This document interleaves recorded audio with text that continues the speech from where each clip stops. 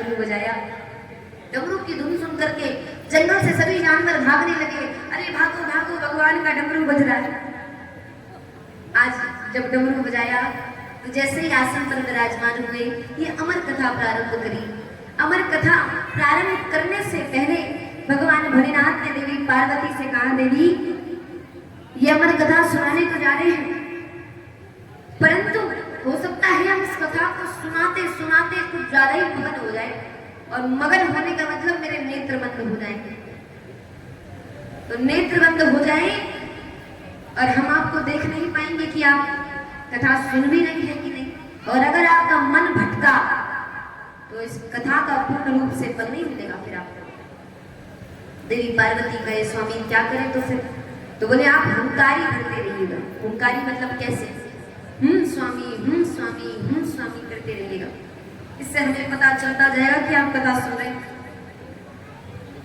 आप अगर बिल्कुल शांत रहेंगे तो हमें पता ही नहीं चलेगा कि आप कथा सुन भी रही हैं कि नहीं। बोले ठीक है सुन। अब यहाँ पर भगवान भोलेनाथ ने कथा प्रारंभ करी। बड़े प्रेम भाव से देवी पार्वती कथा सुन रही, और देवी पार्वती स्वामी हुंकारी भरती है। अब इस कथा के प्रभाव से जो घोंसले पर अंडा रखा था, वो अंडा फूट गया, और उस अंडे से बड़ा सुंदर सा छोटा सा शुका निकला। और तोते की एक आदत होती है, तोता नकलची होता है। तोता नकलची होता है, तोता बड़ी जल्दी नकल करता है। जब तोते ने देखा, तोते ने जब सुना, तो तोते के मन में ये हुंकारी भर गई। अपना भी धीमे धीमे बोलता जाए बोलता जाए बोलता जाए। देवी पार्वती आवाज लगाती जाए। अब देवी पार्वती की निंद्रा लग गई, सो गई। जैसे ही वृंदावन की पावन भूमि की चर्चा होने लगी, सोई देवी पार्वती सो गई। अभी हमने आपको बताया था ना, कथाओं में नींद बहुत आती है, बहुत नींद आती है, अधिक नींद आती है। तो कई तो अभी भी आ रही होंगी कईयों को, और हमारी नजर एक तो सब पर रहती है, हम सबको देखते रहते हैं। आगे तो कल सो रहे थे, आज का नहीं पता, आज तो सब फ्रेश लग रहे हैं। आज यहाँ पर नहीं लग रहा कि कोई सो रहा है, और तभी तो कहते घूंघट न लगियो। घूंघट पड़ता है तो हम जान ही नहीं पाते। तो यहाँ पर देवी पार्वती सो गई, और जैसे ही सोई ना, तो आपका हाल किया देवी पार्वती ने। क्या किया? देवी पार्वती ने लिया घूंघट और लंबों से घूंघट डाल दिया, और 3 घंटे के आराम से नींद ली उन्होंने। अब जब ये देवी पार्वती सोई तो हुंकारी बंद हो गई भाई। हुंकारी जब बंद हुई तो तोते ने सुना कि हुंकारी बंद हो गई। तो तोता जो धीमे धीमे स्वामी कर रहा था, जैसे ही हुंकारी बंद हुई, ये तोता चिल्लाने लगा, स्वामी स्वामी। भगवान भोलेनाथ कथा सुनाते गए, जान नहीं पाए कि ये तोता बोल रहा है कि देवी बोल रही है। जब ये कथा विराम हुई और आवाज लगाई, बोली भक्त वत्सल भगवान की। आज जैसे ही भक्त वत्सल भगवान का जयकारा लगाया गया, सोई देवी पार्वती बोले, स्वामी कथा पूर्ण हो गई? बोले हाँ पूर्ण हो गई। अरे वाह देवी, आपने बड़े प्रेम भाव से इस कथा को सुना, बड़ा आनंद आया इस कथा को सुनाने में। देवी पार्वती हाथ जोड़ करके खड़ी हो गई, स्वामी हमें क्षमा कर दीजिए, हम आपकी कथा नहीं सुन पाए, आपकी कथा से वंचित रह गए। बोले हम कैसे माने? बोले स्वामी हम सो गए थे, नींद लग गई थी हमारी, पूर्ण रूप से कथा भी नहीं सुन पाए। अब बताइए, जब ये बात कही तो भगवान भोलेनाथ कहे, देवी अगर आप कथा नहीं सुन रही थी तो ये बताइए, ये हुंकारी कौन भर रहा था? कौन बोल रहा था हम स्वामी? भगवान भोलेनाथ को लगा कोई ना कोई तो अब है यहाँ पर। तो भगवान भोलेनाथ ने निकाला त्रिशूल, कौन है? जो भी है समक्ष आए, इसने मेरी आज ये अमर कथा चोरी से पान करी है। जब ये तोते ने आवाज सुनी तो तोता फड़फड़ाने लगा, और फड़फड़ाने की आवाज सुनी तो सोई भोलेनाथ की नजर ऊपर पहुंची। भोलेनाथ ऊपर देखे तो देखे एक घोंसले में शुका तोता। भगवान भोलेनाथ को क्रोध आया, निकाला त्रिशूल और रुक जा तुझे मैं बताऊं। भगवान भोलेनाथ त्रिशूल लेकर के पीछे पीछे उस शुका के भागने लगे, और शुका आगे आगे, भोलेनाथ पीछे पीछे। आज ये शुका मन में विचार करता है कि प्रभु हमने तो सुना था जब भक्तों पर संकट आता है तो ये भक्त प्रभु के दरबार पर जाते हैं, प्रभु से मदद मांगते हैं, सहायता मांगते हैं, और आज जब ये परमात्मा ही पीछे पड़ाओ तो ये भक्त कहाँ जाए प्रभु बताओ। आज मैं कहाँ जाऊं, किसके पास जाऊं, कुछ समझ ना आ रहा। जैसे ही ये बात कही सोई आगे देखा तो वेदव्यास जी के बगल में वेदव्यास जी की पत्नी, और सवेरे का समय था, वेदव्यास जी की पत्नी उबासी ले रही थी। और जैसे ही उबासी लेते देखा और जैसे ही मुख खुला हुआ देखा तोता गया और मुख से ही प्रवेश करके गर्भ में प्रविष्ट हो गया। वेदव्यास जी के पत्नी के गर्भ में प्रविष्ट हो गया ये तोता। अब यहाँ भोलेनाथ चोर है चोर है चोर है चोर है। वेदव्यास जी बोले अरे भोलेनाथ आपके चरणों में कोटि कोटि नमन, बारंबार प्रणाम, बताइए ना कहाँ है चोर। और भोलेनाथ आपका कौन क्या ही चोरी करेगा। बोले क्यों। बोले रहते कैलाश पर्वत पर है, पहाड़ों पर रहते हैं, गले में सर्प की माला पहनते हो, कानों में बिच्छू पहनते हो, धन दौलत से कोई मतलब नहीं है, और आपका चोर भी आएगा तो क्या चुरा ले जाएगा, केकड़े जानवर यही चुरा करके लेकर के जाएगा। तो भगवान भोलेनाथ कहे नाना वेदव्यास जी मेरा ये सब चोरी नहीं हुआ। तो बोले क्या चोरी हुआ है। बोले आज मेरी अमर कथा चुराई गई है। भगवान भोलेनाथ से आज वेदव्यास जी कहे भोलेनाथ आप बड़े भोले हैं, बहुत भोले हैं। बोले क्यों। बोले आज आपकी चोरी भी क्या हुआ है, अमर कथा चोरी हुई है। और एक अमर कथा जिसने चुरा लिया, जिसने सुन लिया, अमर कथा का मतलब क्या होता है, जिसने सुना वो अमर, जिसने सुना वो अमर। और आप उसको मारने जा रहे हो जिसने अमर कथा सुनी। और अगर आपने उसको मार भी दिया तो आपकी अमर कथा का क्या महत्व रहेगा। भगवान भोलेनाथ के बात तो सही कह रहे हो। तो बोले बस भोलेनाथ आप अभी क्रोध अवस्था में हो और हमेशा क्रोध में लिया हुआ फैसला गलत होता है। तभी आपसे कहते हैं जब आप क्रोध में हो, सामने वाला क्रोध में हो, तो ना उसके पास जाओ और ना कभी आप क्रोध में कोई फैसला लेना। क्रोध में लिया हुआ फैसला हमेशा खतरनाक होता है, बड़ा खतरनाक होता है। अभी नहीं पता चलेगा लेकिन बाद में जब परिणाम मिलेगा तो बड़ा खतरनाक परिणाम मिलेगा। तो इसीलिए कहते हैं हमेशा कोई भी निर्णय करिए, किसी के बारे में कुछ भी निर्णय करिए तो हमेशा शांत मन से बिल्कुल एकांत में बैठ करके विचार करिए, सोचिए, सोच समझ करके निर्णय करिए। तो आज भोलेनाथ क्रोध अवस्था में तो समझ नहीं आया। भोलेनाथ वेदव्यास जी की बात समझे और पुनः कैलाश पर्वत छोड़ गए। धीमे धीमे समय बीतता गया। आज 12 वर्ष बीत गए। कितने 12 वर्ष। और वही सुखदेव जो तोता प्रविष्ट हुआ था गर्भ में, 12 वर्ष हो गए गर्भ से बाहर नहीं आया। 12 साल गर्भ में ही रहा। बड़ी पीड़ा है आज वेदव्यास जी के पत्नी के गर्भ में। प्रभु का आवाज लगाई प्रभु रक्षा करिए, प्राण निकल रहे हैं। एक बालक 9 मास से ज्यादा गर्भ में नहीं रह सकता। आज ये बालक 12 साल तक मेरे गर्भ में है। बड़ी पीड़ा है, कुछ तो करिए। भगवान प्रकट हुए, अरे बेटा शुभ तू गर्भ से बाहर क्यों नहीं आ रहा है। जब ये बात कही तो सुखदेव जी ने कहा कि प्रभु मैं इस गर्भ से बाहर नहीं आऊंगा। बोले क्यों नहीं आएगा। बोले अगर मैं इस गर्भ से बाहर आया तो मैं आपका भजन नहीं कर पाऊंगा। और इस गर्भ में अभी भजन बड़ा ही प्यार से हो रहा है, बड़े भाव से हो रहा है। और अगर मैं गर्भ से बाहर आया तो ही भजन बंद हो जाएगा, मोह माया में निपट जाऊंगा मैं। नहीं नहीं नहीं, मुझे गर्भ से बाहर नहीं आना, मुझे गर्भ में ही रहने दीजिए। बड़ा आनंद आ रहा है यहाँ।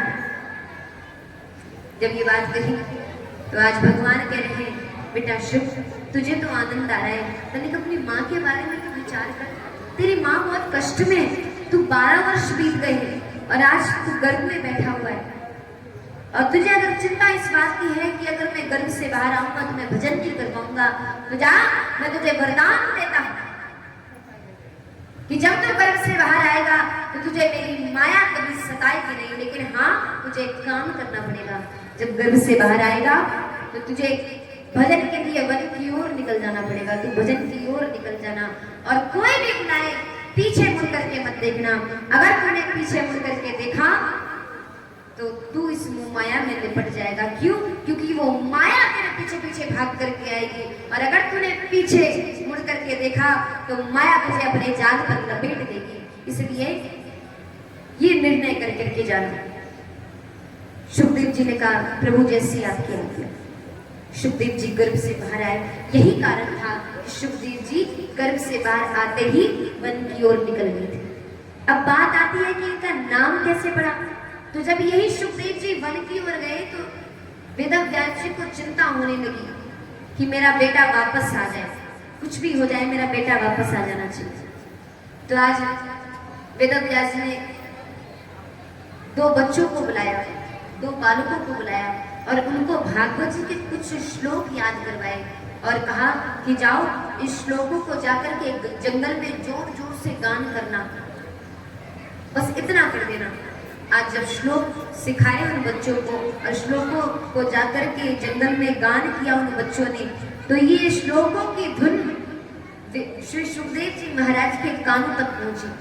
सुखदेव जी महाराज ने जब ये श्लोक सुने तो खिंचे चले आए, भागे चले आए उन बच्चों के पास और प्रश्न किया, लाला तूने ये श्लोक कहाँ से सीखे, तनिक मुझे भी बताओ, मुझे भी सीखना है।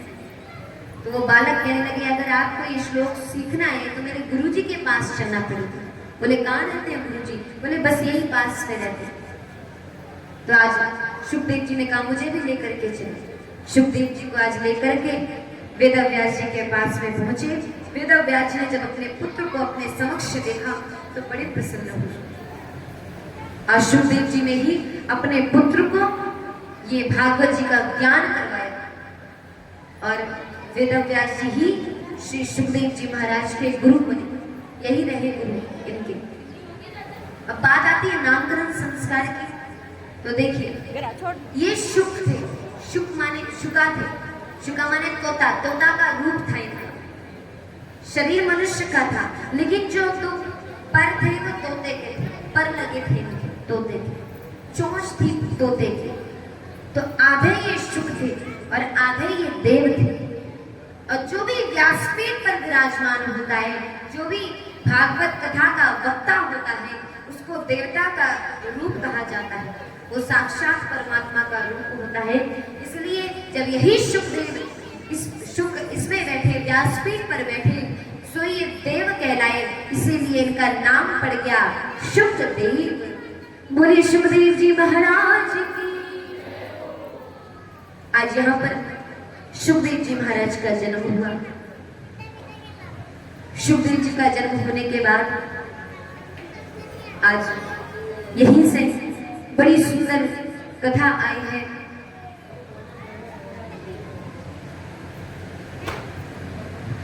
यहीं से कथा आई है नारद जी के पूर्व जन्म की। आइए श्री सुखदेव जी महाराज का जन्म हुआ है, इनका जन्म उत्सव मनाते हैं।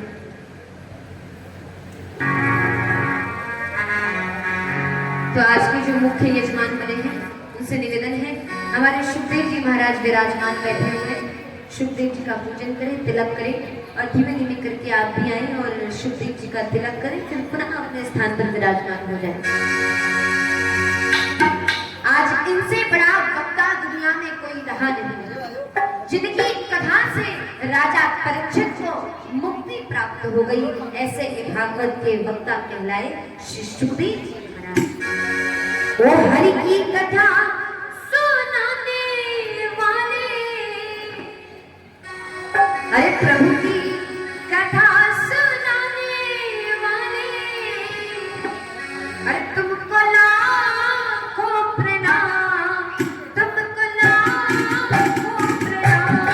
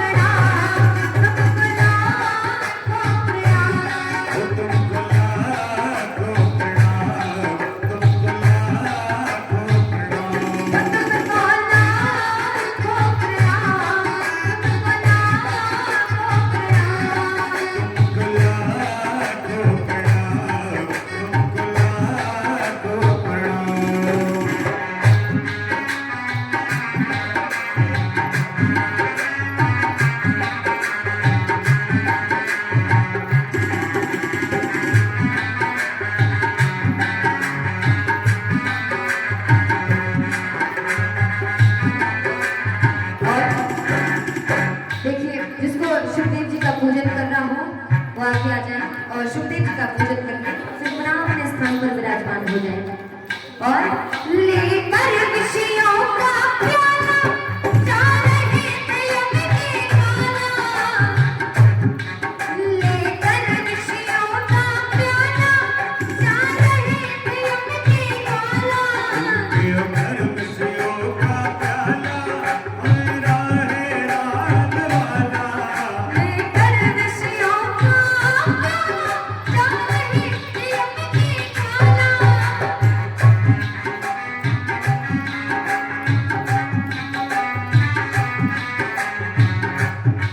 और वो अमृत पान कराने वाले, अमृत पान कराने वाले, अमृत पान कराने वाले, अमृत पान कराने वाले, तुमको लाखों प्रणाम, तुमको लाखों प्रणाम।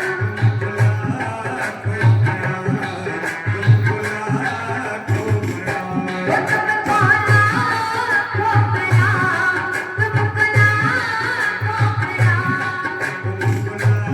लाखों प्रणाम, तुमको लाखों प्रणाम। तुम घट घट अंतर्यामी, हम पतित और अभिमानी। तुम घट घट अंतर्यामी, हम पतित और अभिमानी। और वो प्रभु का दर्श कराने वाले, प्रभु का दर्श कराने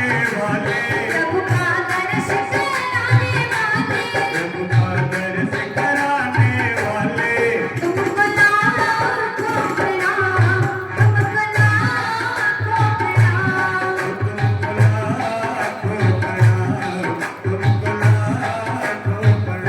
वो तुमको लाखों प्रणाम, तुमको लाखों प्रणाम।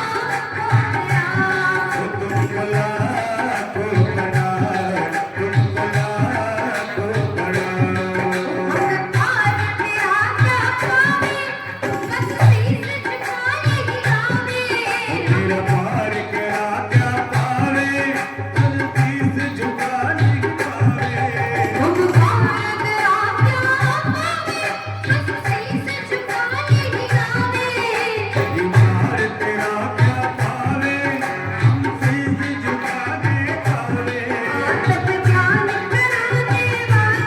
आत्म ज्ञान कराने वाले, हमको मुक्ति दिलाने वाले, तुमको लाखों प्रणाम, तुमको लाखों प्रणाम। वो तुमको लाखों प्रणाम, तुमको लाखों प्रणाम। वो तुमको लाखों प्रणाम, तुमको लाखों प्रणाम।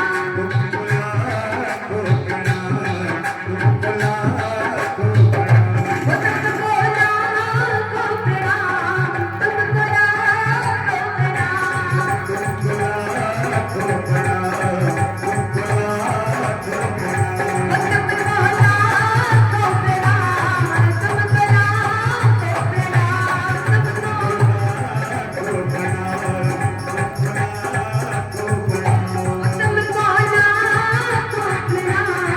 तुमको लाखों प्रणाम, तुमको लाखों प्रणाम। बोलो श्री सुखदेव जी महाराज की। आज यहाँ पर श्री सुखदेव जी महाराज का आगमन हुआ। और साची बताएं तो इनसे बड़ा वक्ता अभी तक दुनिया में नहीं मिला। अभी तक इनसे बड़े वक्ता जिनकी कथा से राजा परीक्षित को 7 दिन में मुक्ति प्राप्त हो गई। 7 दिन में मुक्ति मिल गई। आइए यहीं से अब नारद जी के पूर्व जन्म की ओर चलते। नारद जी का पूर्व जन्म कैसा रहा इसका वर्णन करते हैं। तो यहाँ पर नारद जी एक बार वेदव्यास जी बड़े व्याकुल हुए। कौन? वेदव्यास जी बड़े उदास बैठे थे। तो नारद जी ने प्रश्न किया, वेदव्यास जी क्या बात हो गई, आप बड़े उदास लग रहे हो। जब ये बात कही तो यहाँ पर वेद व्यास जी कहने लगे, नारद जी न जाने मुझे क्या हो रहा है, मुझे नहीं पता। बोले क्यों? बोले मुझे शांति नहीं मिल रही, मन बड़ा विचलित हो रहा है आज। बोले क्यों, क्या हुआ, क्या हो गया?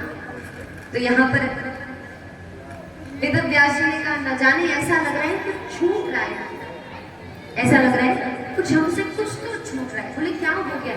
बोले हमने सभी ग्रंथ लिख डाले, बहुत शास्त्र लिखे, परंतु ऐसा लग रहा है कि कुछ छूट रहा है। तो यहाँ पर नारद जी ने कहा, वेद व्यास जी हम आपको आज अपना पूर्व जन्म सुनाते हैं। बोले अच्छा सुनाइए। तो नारद जी वर्णन कर रहे हैं, नारद जी कह रहे हैं, मैं पिछले कल्प में मतलब पूर्व जन्म में एक दासी का पुत्र रहा। पूर्व जन्म में मैं एक दासी का पुत्र ठहरा। मेरी माँ एक सेठ की बड़ी ही सेवा किया करती थी और मैं भी उनकी सेवा किया करता था। और कुछ समय बाद चातुर्मास लगा और चातुर्मास आने के कारण घर में कुछ संतों का आगमन हुआ और संतों के आगमन से घर का वातावरण ही बदल गया। संतों के आगमन से, भक्तों के आगमन से घर का वातावरण बदल गया। घर में भक्तों की चर्चा होने लगी, भगवान की चर्चाएं होने लगी, भजन होने लगा, कीर्तन होने लगा। कहते नहीं है, संगत ही गुण उपजे, संगत ही गुण जाए, बास बास मिश्री एक ही भाव बिकाए। कहते नहीं है, संगत बहुत अच्छी होनी चाहिए। संगत बेकार हो गई तो सब कुछ बेकार हो गया। देखिए, अगर हम आपको कोयले की खदान पर भेज दें, अगर आपको हम कोयले की खदान पर भेजें, आप जाओ तो कोयले का कुछ तो कालापन आपके बदन पर लग ही जाएगा, लग ही जाएगा। बार बार देखेंगे तो जान जाने की ये कोयले की खदान से आएगा। कुछ तो असर पड़ता है, कुछ तो आप रंग लेकर के आओगे वहां से। और अगर हम आपको भेज दें पुष्पों के खेत में, बगिया पर भेजें, बाग पर भेजें पुष्पों, तो आप जब वहां से निकलोगे तो कुछ तो सुगंध लेकर के आओगे। सुगंध रहती है, आपके शरीर से सुगंध आने लगेगा। तो इसका भाव ये, मेरे कहने का भाव ये है, जब आप पूरी संगत से बाहर निकलते हो, मतलब कोयले की खदान से बाहर निकलते हो, तो कालापन लेकर के निकलते हो। जब आप पुष्प के खेतों से बाहर निकलते हो, बगिया से बाहर निकलोगे, तो कुछ सुगंध लेकर के निकलोगे। तो इसीलिए कहते हैं, जब आप संतों की संगत से आओगे, संतों का संग करके आओगे, तो प्रभु का भजन लेकर के निकलोगे, प्रभु का भजन लेकर के निकलोगे। तो अब आप बताइए, कोयले की खदान पर जाएंगे कि पुष्पों के खेतों पर? वहीं जाओगे। कौन जाना चाहता है कोयले की खदान पर? कौन बुरी संगत पकड़ना चाहता है? तो इसीलिए संगत सबसे अच्छी होनी चाहिए।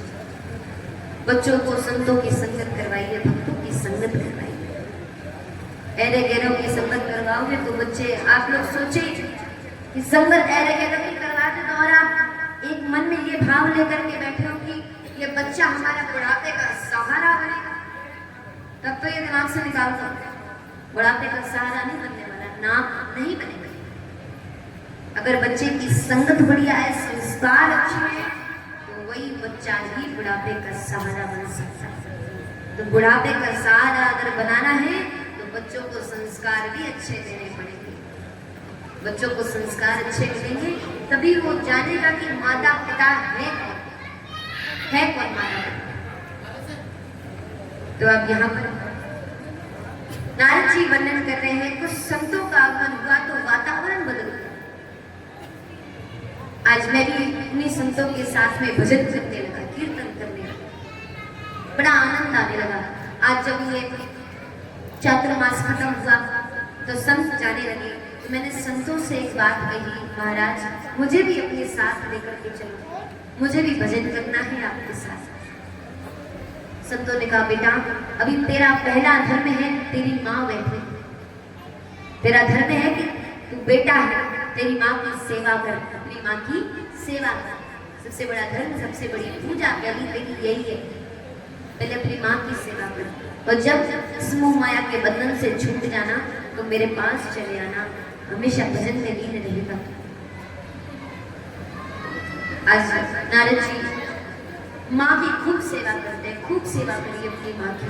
एक दिन इन्हीं की माँ गौशाला पर गई दूध दूने के लिए। जब वापस आ रही थी तनिक अंधेरा हो गया था। जैसे ही पीछे मुड़ी तो नीचे नहीं देखा, एक सर्प बैठा हुआ था, और जैसे ही पीछे मुड़ी अंधेरा था, उस सर्प के ऊपर जैसे ही पांव रखा सोई सर्प ने डस लिया माँ। सोई माँ ने अपने प्राणों को त्याग दिया, माँ ने अपने प्राण छोड़ दिए। नारद जी को बड़ा दुख हुआ, और एक तरफ प्रसन्नता इस बात की है, इस मोहमाया के बंधन से दूर हो गया मैं, अब प्रभु का भजन करूंगा।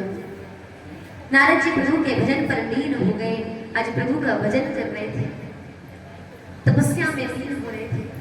तभी नारद जी ने जब अपने नेत्रों को बंद किया, तो नेत्रों को बंद करते ही बड़ी सुंदर एक छवि दिखाई दी, बड़ी प्यारी एक छवि दिखाई दी। इस छवि को देख करके स्वयं नारद जी मोहित हो गए। कौन सी छवि है? बड़ी सुंदर छवि, बड़े ध्यान से सुनिए।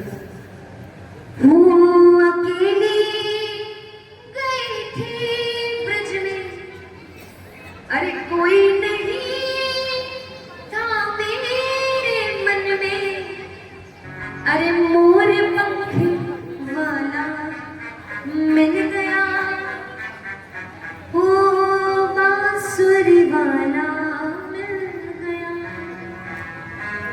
अरे मोर पंख वाला मिल गया, ओ बांसुरी वाला मिल गया।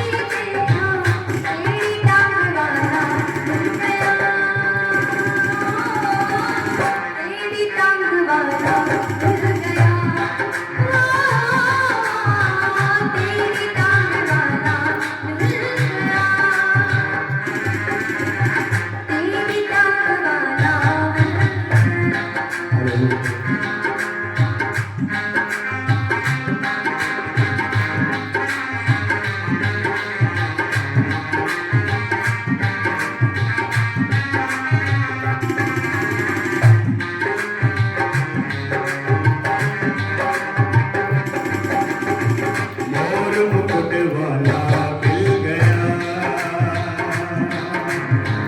मोर मुकुट वाला मिल गया, ओ मोर मुकुट वाला मिल गया।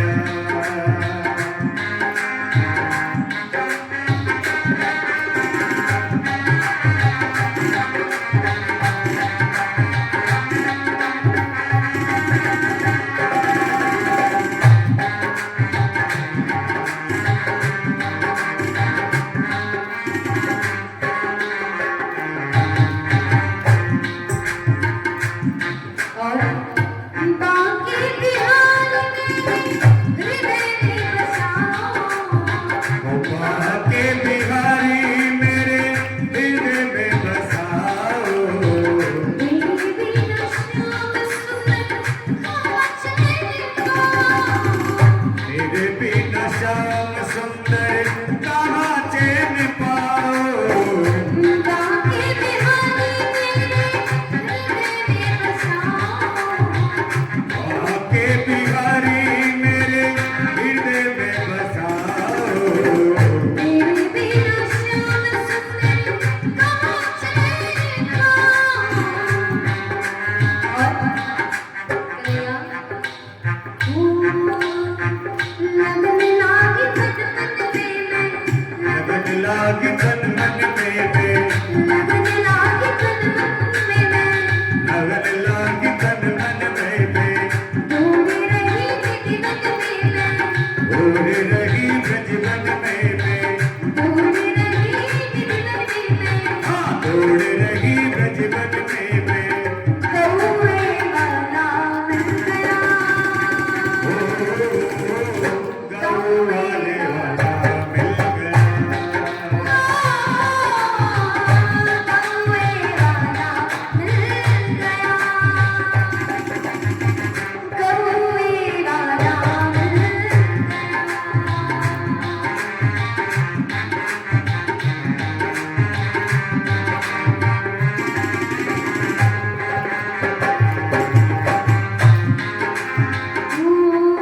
मोर पंख वाला मिल गया,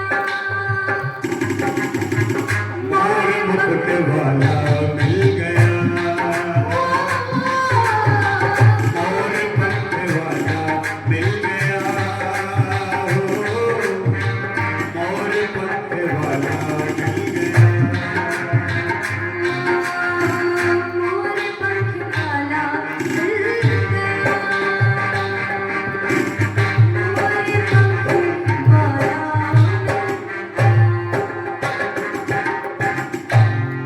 मोर पंख वाला मिल गया, अरे बांसुरी वाला मिल गया। आज यहाँ पर नारद जी ने अपने मन की छवि से जब देखा तो हृदय में उस ठाकुर की छवि को पाया। देखा कि सिर पर वो मोर मुकुट धारण है, नीलमणि जैसा छोटा सा बालक है, नन्हे से पाँव है, कमर पर करदनी है, पीला पटका धारण कर रखा है, बड़ी सुंदर से मुस्कान है उस ठाकुर की। इस छवि को देख करके आज हमारे नारद जी मोहित हो गए। ये छवि कुछ देर तक ही दिखी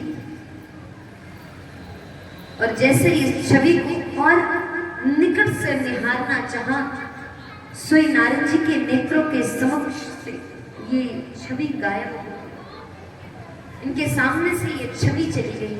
आज नारद जी ऐसे फड़फड़ा उठे, ऐसे फड़फड़ा उठे, जिस प्रकार से एक मछली को जल से बाहर निकालो तो मछली तड़पती है, आज नारद जी तड़पने लगे। आज नारद जी बहुत प्रयास करते हैं कि ये छवि पुनः दिख जाए, ये छवि दोबारा दिख जाए, परंतु ये छवि दोबारा नहीं। आकाशवाणी हो गई, अरे नारद, जिस छवि को तू देखना चाहता है, दोबारा निहारना चाहता है, ये छवि तुझे इस जन्म में अब नहीं दिखाई देगी। तुझे इस छवि को अगर दोबारा निहारना है तो तुझे अगला जन्म लेना ही पड़ेगा। जब ये बात कही तब नारद जी ने ये जीवन तो अपना भजन में निकाल दिया। अगला जन्म ब्रह्मा जी के पुत्र रहे नारद जी, और नारद जी को प्रभु की ही शरण मिली अगले जन्म में। इस प्रकार से नारद जी ने आज अपने पूर्व जन्म का चरित्र सुनाया। और नारद जी ने वेद व्यास जी से कहा, व्यास जी अब समझ में आया आपको? बोले क्या, मुझे नहीं समझ में आया। बोले अभी भी आप नहीं समझे, आपने सारे ग्रंथ लिख दिए, परंतु अभी तक कोई ऐसा ग्रंथ लिखा है जिसमें भगवान की लीलाओं का वर्णन आया, भगवान के चरित्र का वर्णन आया। वेद व्यास जी कहते हैं, ना ना नारद जी, अभी तक ऐसा कोई ग्रंथ तो नहीं लिखा। बोले बस आपका ये जो कष्ट है, ये जो विडंबना है, बस इसी कारण से, इसीलिए आपका मन विचलित हो रहा है, मन एकाग्र नहीं हो रहा है। जाइए और ठाकुर जी के चरित्र का वर्णन करिए, कोई ऐसा ग्रंथ लिखिए जिसमें भगवान की लीलाओं का वर्णन आया हो। तब वेद व्यास जी ने ये भागवत जी का निर्माण किया, जिसमें हमारे श्री बांके बिहारी लाल जी का वर्णन आया है, उनके स्वरूप का वर्णन आया है, उनकी लीलाओं का वर्णन आया है। इस प्रकार से वेद व्यास जी और नारद जी का संवाद रहा। आइए अब यहीं से महाभारत का बड़ा सुंदर चरित्र आया है, महाभारत के चरित्र की ओर चलते हैं। सूत जी महाराज शौनक आदि ऋषियों से कह रहे हैं, महाभारत में जब युद्ध हुआ था तो वह युद्ध 18 दिन का हुआ, और 18 दिन में 18 अक्षौणी सेना का संहार हो गया। चारों तरफ अबलाएं रो रही हैं, गिद्ध शरीर को नोच नोच करके खा रहे हैं। इस महाभारत के युद्ध में कौरवों के पक्ष में 3 वीर बचे और पांडवों के पक्ष में 7 वीर बचे। कौरवों के पक्ष में कौन कौन था? कौरवों के पक्ष में कृपाचार्य, अश्वत्थामा और कृतवर्मा, ये 3 वीर बचे कौरवों के पक्ष में। और पांडवों के पक्ष में सात्विकी, भगवान श्री कृष्ण और 5 पांडव गंगा पुत्र। अब यहाँ पर भीष्म ने 10 दिन युद्ध किया, द्रोणाचार्य ने 5 दिन युद्ध किया, और अंगराज कर्ण ने 2 दिन युद्ध किया। आधे दिन शैल्य ने और आधे दिन दुर्योधन ने। जब दुर्योधन ने युद्ध प्रारंभ किया, जब रंगभूमि में उतर करके आया ये दुर्योधन, तो इसका सामना हुआ भीमसेन से। और भीमसेन ने 18वें दिन अपने गदे का प्रहार किया इस दुर्योधन की जंघा पर। सोई जंघा पर प्रहार किया, ये जंघा चकनाचूर हो गई, और यही दुर्योधन शक्तिहीन होकर के धरती पर धड़ाम से गिर पड़ा। आज पूरी रंगभूमि में कोई नहीं है, अबलाएं रो रही है, मातम छा गया पूरी रंगभूमि, खून की नदियां बह रही है रंगभूमि। आज अकेले दुर्योधन रुदन कर रहा है, विलाप कर रहा है। तभी आगमन हो गया अश्वत्थामा। अश्वत्थामा जब आया तो अश्वत्थामा ने दुर्योधन की ये दशा देख करके प्रश्न किया, दुर्योधन क्या बात है, तेरा ये हर्ष किसने किया, तेरा ये हाल किसने किया? तो दुर्योधन कहने लगा, अश्वत्थामा मेरा ये हाल भीम ने किया। आज अश्वत्थामा कहता है, दुर्योधन अगर हमें अपना सेनापति बना करके रखा होता तो जो तेरा हाल आज है वो हाल ना होता। आज जो तू मृत पड़ा हुआ है, शक्तिहीन पड़ा हुआ है, आज तो इस प्रकार से तेरा हाल नहीं होता अगर मुझे अपना सेनापति बना लिया। दुर्योधन अभी भी समय है, अगर सेनापति बना पाओ तो आज भी मैं ये कार्य कर सकता हूँ। दुर्योधन कहने लगा, अश्वत्थामा जो कार्य बड़ा सा बड़ा वीर नहीं कर पाया वो कार्य तू क्या करेगा? और मुझे दुख इस बात का नहीं है कि आज हम सब मारे गए, हम कौरव के पक्ष में सब मारे गए। हमें दुख इस बात का नहीं है ना, हमें दुख इस बात का है कि हम सब मारे गए, लेकिन इन पांडवों के पक्ष से एक भी वीर नहीं मारा गया, सब जीवित गए। बस मुझे दुख इस बात का है। अश्वत्थामा कहता है दुर्योधन, एक बार मौका देकर के तो देखो, एक बार मौका तो दो, हो सकता है मैं ये कर सकूं। एक बार इजाजत दो, मैं आज उन 5 पांडवों का सिर ला करके तेरे चरणों पर न रख दूं तो मेरा नाम अश्वत्थामा नहीं। आज यहाँ पर जब ये बात कही तो दुर्योधन ने सोचा ये कार्य हो सकता है, ये कर दिया। तो दुर्योधन ने कहा, जा अश्वत्थामा, अगर तूने मेरा ये कार्य कर दिया तो तुझे मैं सेनापति का पद दे दूंगा, जाओ। अश्वत्थामा गया कौरवों के पक्ष में। अब जैसे ही कौरवों के पक्ष की ओर प्रस्थान किया, कौरवों के पक्ष पर पहुंचा, पांडवों के पक्ष में पहुंचा। आज पांडवों के पक्ष के पास जाकर के विचार करने लगा कि आज कैसे मारे, तो कैसे मारे। कहते नहीं है कि जाको रखे साया मार सके ना कोई। जिसके ऊपर भगवान का हाथ होता है उसका बाल बाका करने वाला दुनिया में कोई पैदा नहीं हुआ। आज 5 पांडवों को कन्हैया लेकर के चले गए। कक्ष खाली पड़ा था। 5 पांडव आज नहीं है, द्वारिकाधीश के साथ में है। जब द्रौपदी मैया ने कक्ष खाली देखा तो द्रौपदी मैया ने सोचा, लाओ आज अपने 5 पुत्रों को इस कक्ष में सुला दे। आज 5 पुत्र को उस कक्ष में सुला दे। अश्वत्थामा रात्रि में आया, उसने देखा भी नहीं न सुना। आज निकाले तलवार और 5 पांडव पुत्रों की हत्या कर दिया। 5 पुत्रों का सिर धड़ से अलग कर दिया। नन्हे से बालक थे जिन्होंने अभी दुनिया नहीं देखी, आज वो बालक दुनिया छोड़ करके चले गए। आज जैसे ही सवेरा हुआ, द्रौपदी मैया ने कहा, जाओ दासी, मैंने देख कर के आओ कि आज मेरे पुत्र आई नहीं उतर करके, जाओ देख करके आओ। द्रौपदी जब कक्ष में गई तो द्रौपदी चीखने लगी, चिल्लाने लगी। आज जब द्रौपदी की आवाज सुनी, दासी की आवाज सुनी, तो हर जगह के लोग भाग भाग करके आने लगे कि आखिरकार ये चीख कैसे, ये चीख कैसे है। सब भाग करके आए। जब द्रौपदी मैया ने अपने पुत्रों का सिर कटा हुआ देखा तो द्रौपदी मैया रुदन कर रही है। अरे वो माँ जिसके आज 5 पुत्र जीवित न हो, 5 पुत्र मार दिए गए, जिन पुत्रों को 9 महीने कोख में पाला और दुनिया भी न देख पाए और उससे पहले ही दुनिया छोड़ करके चली गई। एक माँ का बुढ़ापे का सहारा होता है वो पुत्र, और आज वही बुढ़ापे का सहारा उसे छोड़ करके चला गया।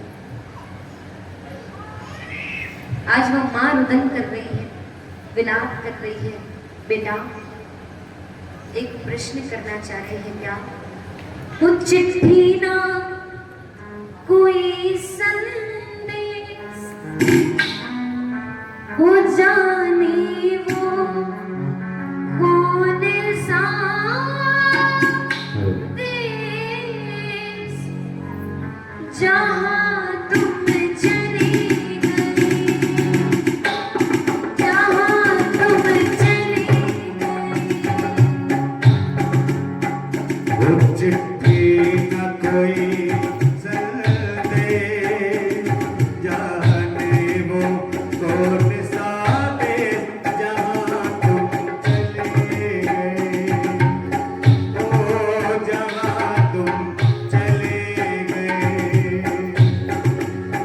कुछ भी न कोई संदेश, जाने वो कौन सा देश, जहाँ तुम चले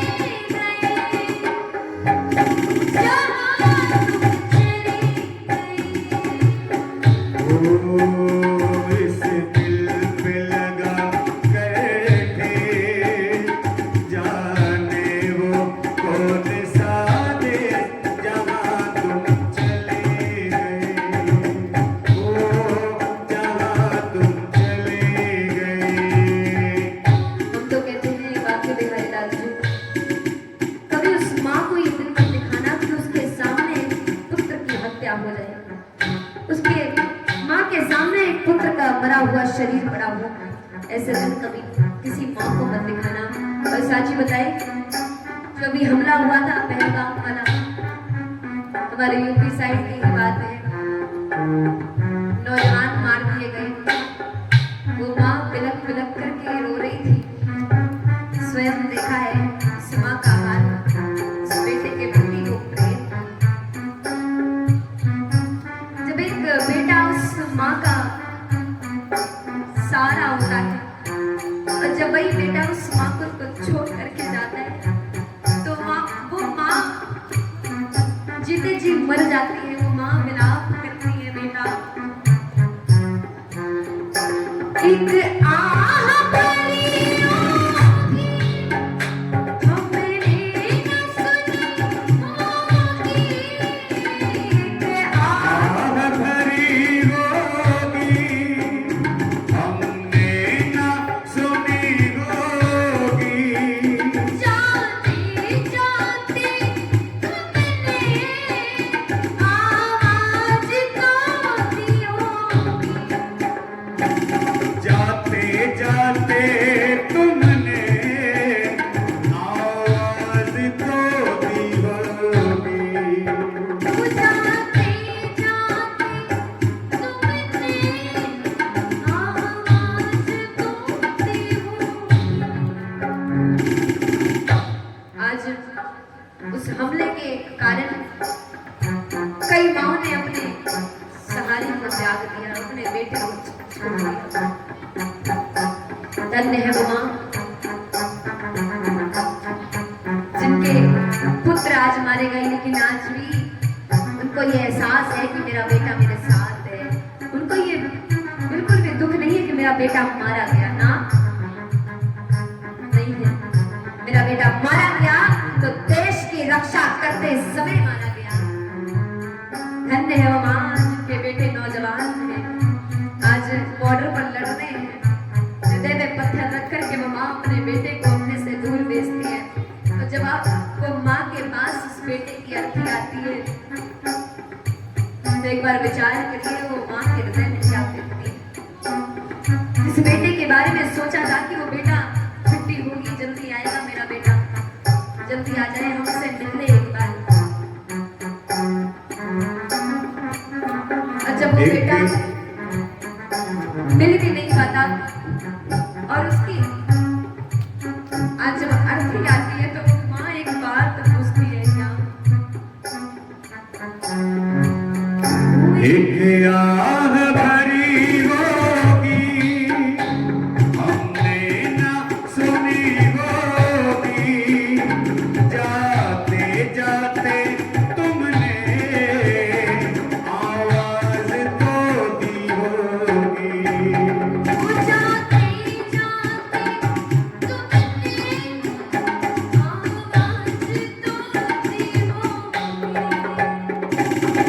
और वो इस दिल पे लगा करके, इस दिल पे लगा करके, वो जाने वो कौन सा देश जहाँ तुम चले गए।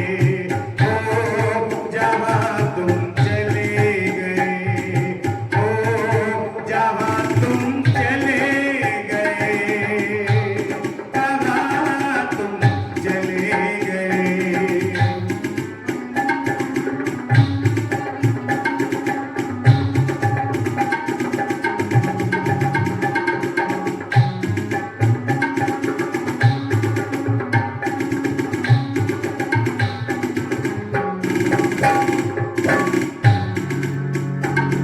हर चीज पे अश्कों से लिखा है तुम्हारा नाम।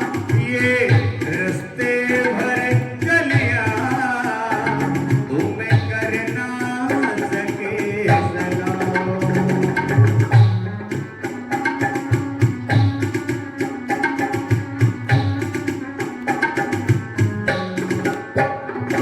हर चीज पे अश्कों से लिखा है तुम्हारा नाम।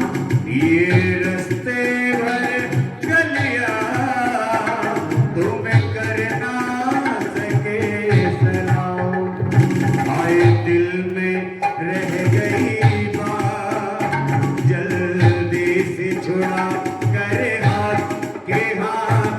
चले गए कि हाँ तुम चले गए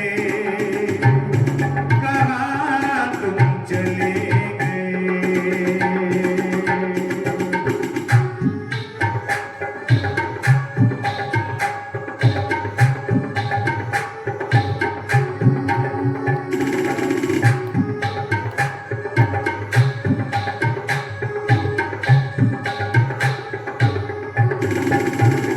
अब यादों के कांटे इस दिल में चुभते हैं ना दर्द ठहरता है ना आंसू रुकते हैं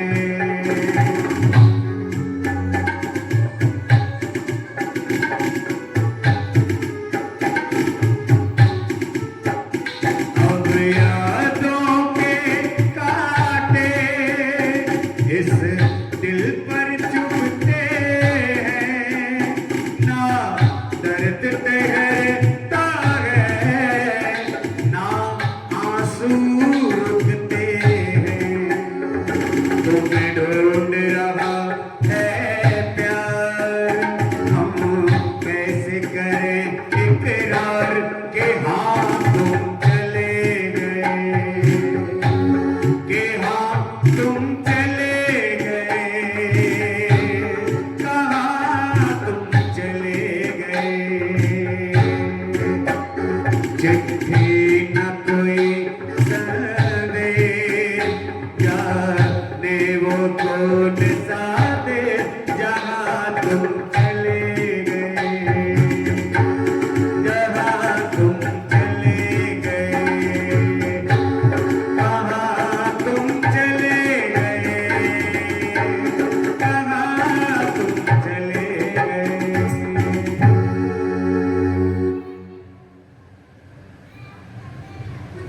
आज यहाँ पर द्रौपदी मैया रुदन कर रही है, बेटा तू कहाँ चला गया?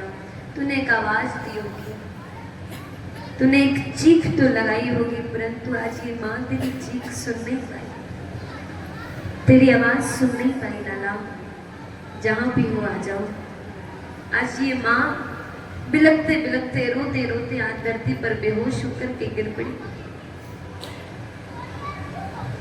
आगमन हो गया पांचों पांडवों का।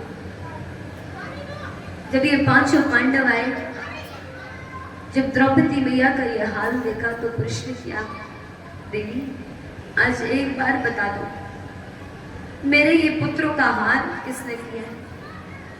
आज अर्जुन रो रहा है, मेरे पुत्रों ने किसी का क्या बिगाड़ा? लड़ना था, युद्ध करना था, तो ये अर्जुन अभी जीवित बैठा है, ये पांचों पांडव जीवित बैठे। युद्ध हमारे साथ था, लड़ाई हमारे साथ थी, मेरे बच्चों ने किसी का कुछ नहीं बिगाड़ा, मेरे बच्चों को क्यों मारा गया?